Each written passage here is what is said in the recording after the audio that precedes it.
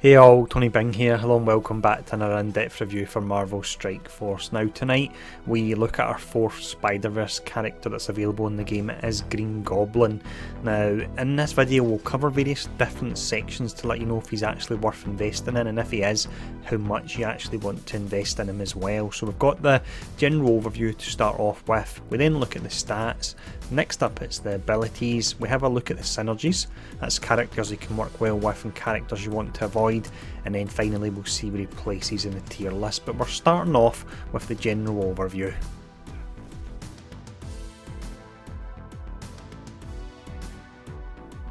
Green Goblin then is a blaster class character, and he has a very strong emphasis on actually neutralising shield characters, and I believe in the comics, the version of Goblin we have, which is Ultimate Goblin, he has got a bit of a thing for shield. He really doesn't like them, so that's the reason behind that. Now when we look at his tags, it's Villain, City, Bio, Blaster and Spider-Verse. A few of them are actually pretty useful. You've got City, which comes in for the actual event that requires that. That's the one that gives you the tier 4 materials. Blaster's great for that challenge, and then Spider-Verse looks like it will be a pretty strong tag as well.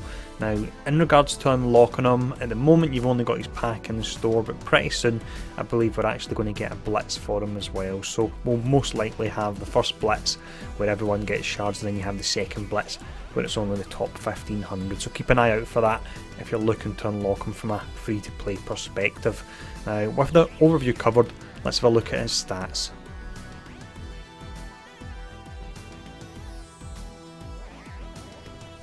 When we look at his offensive stats here, on the surface they don't look really good, but when we actually go further on in the guide and start to talk about his abilities, you'll see that his damage can wildly vary from being quite lackluster to being completely over the top.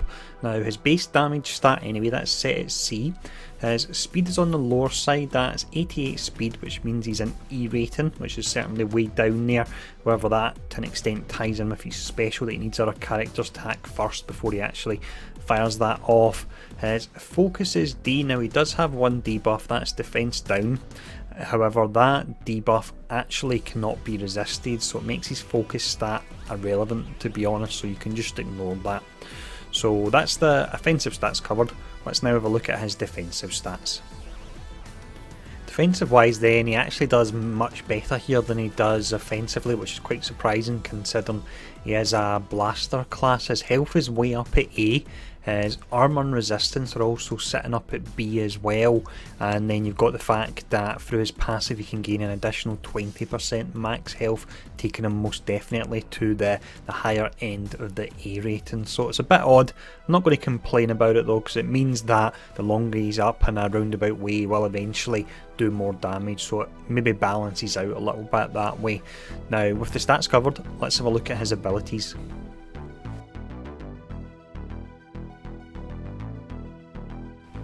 For the abilities here, I'll show off the tooltip maxed out, and then when I discuss each of them I'll let you know how high you actually want to take them. So the passive is the first one we look at. This is called Cauterize. With this, on any Spider-Verse ally's turn you choose 2 random enemies. If they have a positive effect then you remove one. Now I have tested this and it's actually similar to Yondu's passive in that you're choosing to dispel random enemies, which means you may actually pick an enemy that doesn't actually have a buff on them. So for me that pulls this down a fair bit. It is on every Spider-Verse ally's turn, which helps out a lot bit more than Yondu's, but it certainly makes it not as effective. Also with this, on spawn you apply defense down to the enemy with the most resistance. If that enemy is shield, you apply defense down for 2 turns, so he's essentially set up to apply defense down for 2 turns onto shield security, and then that's where Carnage would come in and do a huge amount of damage on the back of that as well. With this attack it also cannot be resisted, so that helps out. You don't have to rely on his lower focus to get it to apply, and then you've got the additional 20% max health there. So in regards to how high you want to take this one, I would say take it up to level 4. At that point you still potentially strip 2 random enemies of their buffs and you gain 10% max health, which with his high health pool is still pretty decent there, so take this one up to level 4. The basic then is called Goblin Strike, and this is really quite a bit underwhelming. With this, you attack the primary target for 330% damage, and then you have a lowly 1 in 4 chance to attack adjacent targets for 260% damage. Now, when that does actually proc, all that happens is your attack changes from a single target into a splash damage, hitting adjacent targets, similar to Rocket's basic or Quake's basic. But in testing this, it is a 1 in 4 chance, but I went through several matches and it just wasn't proccing at all. So really, when you're looking at this skill, look at it on the primary damage, don't base it on the adjacent target damage at all. It's just simply not reliable enough. Now, for that reason, I would say that you want to take this skill up to level 6 and then just leave it there. Most definitely don't spend your tier 4 materials on this one. For the special, we have a skill that's set up to counter the shield operative, whereas the passive was all about countering shield security. So this is called Burning Rage. It's 4 turns to charge and comes fully charged. You will normally use this at the start of a fight after shield operative has stealthed up a character and put a ton of regen on them. So with this, you attack a random target with stealth for 450% damage. If no targets have stealth, you attack the primary target instead. You also deal 50% additional damage per positive effect on the target. So as mentioned, shield operative will cast their actual heal and their stealth on a character that's low. With all the buffs that are added, they add as many as 5 buffs to them, meaning you would do an additional 250% damage, meaning overall this skill would actually do 700% damage to a target that's stealth. Now that is really nice. One issue I have with the skill is you may not always want to attack the target that's stealth. There may be another target you actually want to take out instead, but you're automatically forced to actually attack them. So I would prefer if it allowed you to choose to attack the stealth target. Unfortunately it doesn't, so for me that brings down the utility a little bit. However, the additional damage per positive effect actually works on tank characters as well. The likes of Luke Cage with all his buffs, for example, would do a huge amount of damage there. And even Mystique, if she didn't have evade with all the buffs she steals, it would really do a lot of damage to her as well. So I would say it is a decent skill, but it's not without its setbacks. Now, in regards to how high you want to take it, I would take this up to level 6. The final skill we look at here is the ultimate then, and like the other moves, it's got a lot of randomness in it, which I suppose for Green Goblin to an extent makes sense. He is a chaotic character after all. Now this is called Fire and Brimstone. It's 7 turns to charge and you can use it on the second turn. With this, you attack the primary target for 290% damage, and then you attack 3 to 4 random targets for 290% damage as well. So the fact it's random targets, you're not always hitting the character that you actually want to potentially take out. However, on the plus side, and this is a massive plus side, is you'll still get that additional attacks even when there's less targets remaining. So let's say, for example, there's only 1 target remaining and you cast this, you'll be doing between 4 to 5 attacks on that one character because they're the only available character to actually attack there. So it means you could do potentially up to 1,450 damage on a single target, and that really is pretty awesome. Now for that reason, I would say this is the one skill that you want to max out with on Goblin, so take this one all the way up to level 7 there.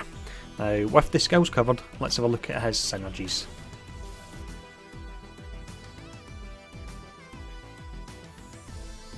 When we look at synergies, he's a character that could actually fit into quite a lot of teams, but to really make the most of him, you want to run him in a full Spider-Verse team to make the most of that passive where you are stripping the beneficial effects from the opposite team. So characters you would pair him up with, it would be Spider-Man, Miles Morales, Venom, and also Carnage as well.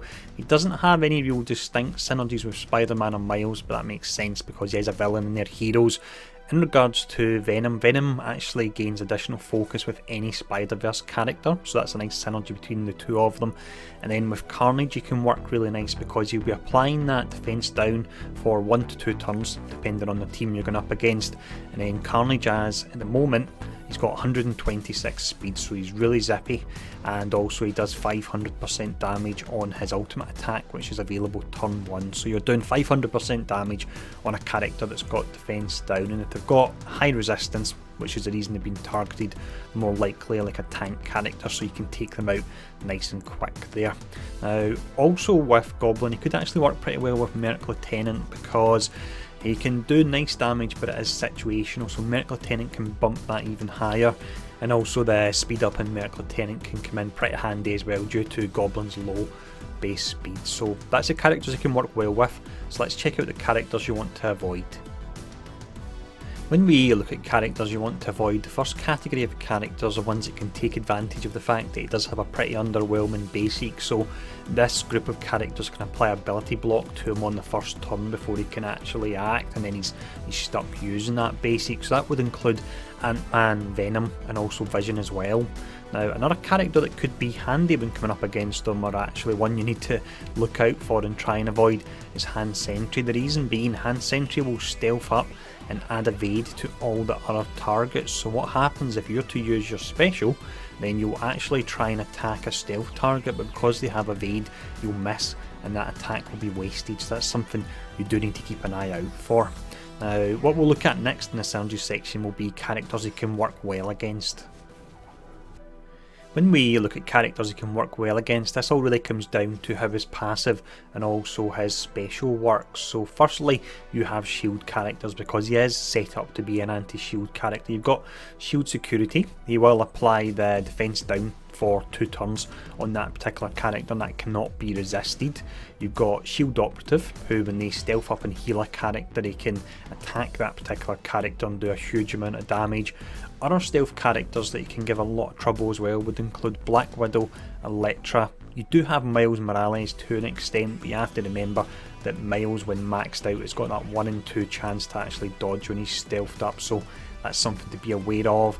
Also, you've got characters that can actually fling up a ton of buffs on themselves, because on the special you're doing that 50% additional damage per buff, so that would include the likes of Luke Cage, Mystique, as long as she doesn't have evade, and also Juggernaut as well. He could end up doing an absolute ton of damage to those characters. Now, that's all the synergies covered, so let's have a look and see where he places in the tier list.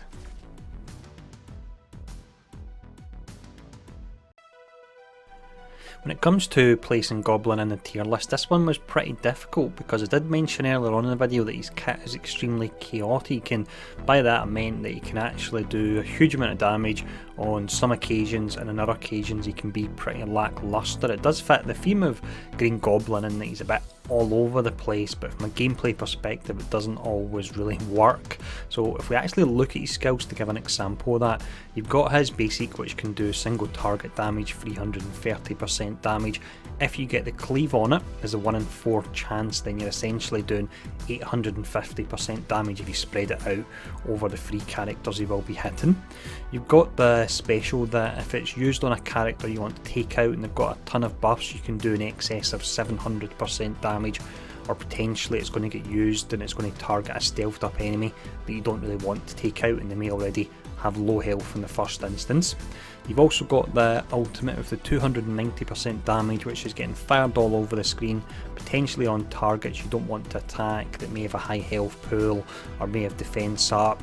Or you've got the fact that if he's against a solo enemy, then he's doing up to 1450% damage, which is absolutely incredible. So he's really feast or famine in regards to the damage he's doing.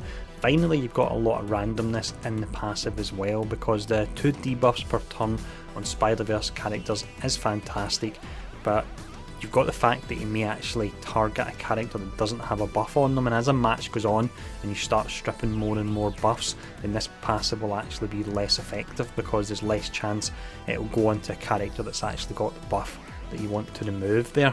So with all that in mind, I would actually place him as a high tier 3 character. I would say probably just scrapes into that rate, and he's not as bad as Iron Fist on his own or Ultimus. That's the reason I've placed him slightly higher than them, but the randomness really can harm him. If he was, for example, to have everything going his way, he would be much higher. He'd probably be a high alpha character, I will say that, but balancing everything out, I would go for high level 3.